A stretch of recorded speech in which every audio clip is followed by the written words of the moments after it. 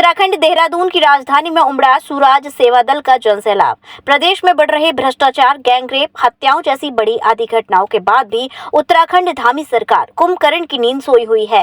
सरकार की नींद व चुप्पी तोड़ने के लिए स्वराज सेवा दल के सैकड़ों कार्यकर्ताओं के साथ प्रदेश अध्यक्ष रमेश जोशी, इंतजार प्रधान पीरपुरा रईस अहमद पीरान कलियर ने राज्यसभा कूच करने का आह्वान किया।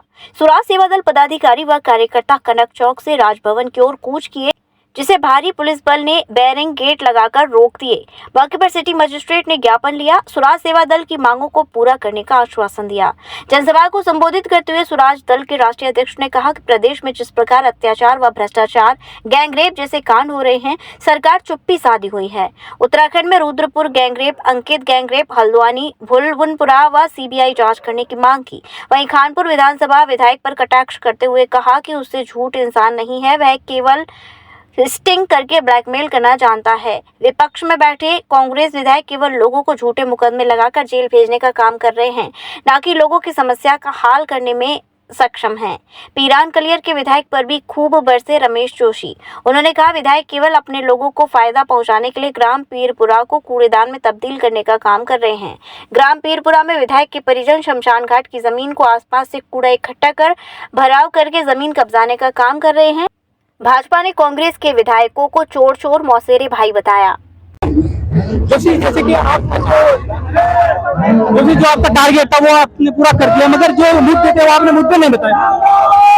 देखिए, जो कलकत्ता में घटना हुई, जो डॉक्टर के साथ बलात्कार और हत्या हुई, उसकी तत्काल सीबीआई जांच कर ली है। तो जो यहाँ पर हमारी बहन अंकिता हत्याकांड हुआ, या जो हमारे रुद्रपुर में नर्स के साथ बलात्कार और हत्या हुई, उस पूरे घटनाक्रम की सीबीआई जांच होनी चाहिए। और जो यहाँ खानपुर के विधायक जो कह रहे हैं कि यहाँ जो पीसीएस के एग्जाम हो गया, इतना हो गया कि भाषा नहीं अपनाई जाएगी, इन विधायकों को यहाँ से खदेड़ने का काम करना पड़ेगा, ऐसे विधायकों को यहाँ से भगाने का काम। क्या ये बात सच है कि जो खानपुर विधायक ने कहा था कि सरकार घेरने का मामला चल रहा है, झूठ है सच है? देखिए, मैं कह रहा हूँ वो सिर्फ फर्जी बयान देते हैं। आप एक बात बताइए, वो विधानसभा में कह रहे गुप्ता बंधु द्वारा सरकार गिराने का के लिए 500 करोड़ रुपए इकट्ठे किए गए, फर्जी बात थी ना। आप बताइए उन्होंने उस पर क्या करा, और जब उन्हें बात पता चली तो तत्काल प्रभाव से कार्रवाई क्यों नहीं करी? उनका झूठे बयान देना, लोगों की स्टिंग बनाना, उत्तराखंडियों को छलना, उत्तराखंड के अधिकारियों को डराना उनका काम है। इस उत्तराखंड में ऐसे विधायकों का बहुत जल्द इलाज बांधा जाएगा और जनता अपने आप जवाब देगी। वो कौन से विधायक जो आपने कहा था कि फर्जी मुकदमे कर लोगों पर जमीन हासिल? कांग्रेस के एक विधायक हैं, उनके साले कलियर में इस प्रकार के काम कर रहे हैं। अभी मैं 2-3 दिन बाद बड़े खुलासे करूंगा। कांग्रेस के पूर्व मुख्यमंत्री रहे हैं, उनके और जो कांग्रेस में जो विधायक हैं, उनके द्वारा जो तमाम किस प्रकार से चीजें उलझाई गई, किस प्रकार से चीजें बनाई गई, किस प्रकार से क्या किया गया, इनका बहुत जल्द मैं आज राजभवन कूच था, इसके बाद में मैं आगे एक बड़ा खुलासा करूंगा और किस प्रकार से प्रदेश में जो है लोगों को छला जा रहा है, उन तमाम बिंदुओं पर मैं बताऊंगा। तो आपको कुछ आश्वासन मिला है? देखिए, आज हमने कहा है अगर 15-20 दिन में हमारी मांगों को पूरा नहीं किया गया, बढ़ती महंगाई जो बिजली है उसके दाम बढ़ाए जा रहे हैं, ऐसे तमाम बिंदुओं पर नहीं रोका गया, तो हम आगे जो है केंद्रीय गृह मंत्री जी के यहाँ पर जो हम उपवास करेंगे और इस प्रदेश को स्वर्ग बनाने के लिए हर संभव लड़ाई लड़ेंगे। हाँ जी, जो ये जनसैलाब उमड़ा हुआ है, क्या मामला है, किस तरह की समस्या लेकर यहाँ पर आप पहुँचे हो? एक तो रुद्रपुर का जो नर्स का गैंगरेप हुआ और एक हत्याकांड हुआ और एक हल्द्वानी भूल रूप सो, इसकी एक सीबीआई जांच करानी चाहिए। और फिर हमारे क्षेत्र में जैसे वर्तमान में हमारा एक विधायक हमारी अपनी बिरादरी का, वो बहुत जुल्म और सितम कर रहा हम लोगों को। आज हम इस वजह से भी इकट्ठे हुए। हमारे क्षेत्र में जैसे कि मेरा एक गांव पढ़ो, पीरपुरा गांव, नारसण ब्लॉक में पढ़ो, एक हरिजनों का शमशान था। उन लोगों को मिलजुल को मतलब 1000 फीट के लगभग उनके पास जमीन थी, उसकी दीवार घेरी गई दोनों साइड के, और ढंडेरा पंचायत से गंदगी उठा कर हमारे गांव में डाली जा रही है और उस दीवार को भी गंदगी से डाल दिया। यानी कि ये कहना चाह रहे कि सरकार और जो वहाँ का मौजूदा विधायक है काम करने में सक्षम है। ये विधायक मौजूदा वहाँ का नहीं, वहाँ का मंगलौर विधायक पड़ता है, ये विधायक है कलियर क्षेत्र का। तो ऐसी क्या तो उसका क्या इंटरफेयर है जो विधायक आपकी विधानसभा में आकर ये हरकतें कर रहा है? उसका इंटरफेयर ये हो के वर्तमान में उसके साले रहते हो गाँव पीरपुरे में, तानाशाही चल रही है। उनका सगा बहन हो विधायक हो, लेकिन उन लोगों की तानाशाही चल रही है। हम हिंदू मुसलमान सब एकजुट होकर गांव का विकास बनाना चाह रहे, गांव को राष्ट्रपति पुरस्कार दिलाना चाह रहे, लेकिन वे लोग उस गांव को गंदगी पैदा करनी चाह रहे।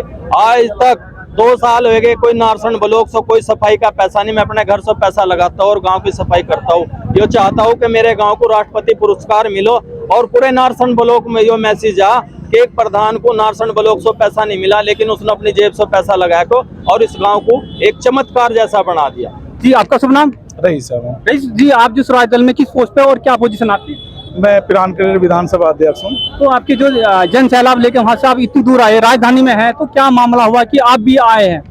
हमारे जो ये सब प्रदेश में, हमारे उत्तराखंड में भी जो बलात्कार, रेप, गैंग रेप हो रहे हैं, हम इसी के विरोध में हम चाहते हैं कि इसकी सीबीआई जांच हो।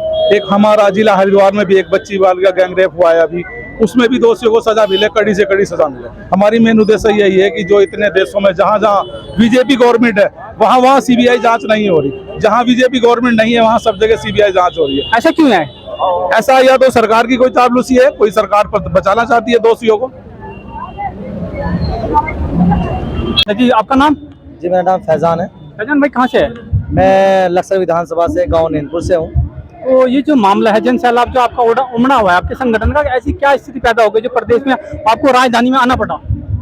उधर क्षेत्र के बहुत ऐसे मुद्दे हैं जो नहीं हो पा रहे हैं, विभागीय अधिकारी नहीं कर पा रहे हैं, लोगों की समस्या हल नहीं हो पा रही है।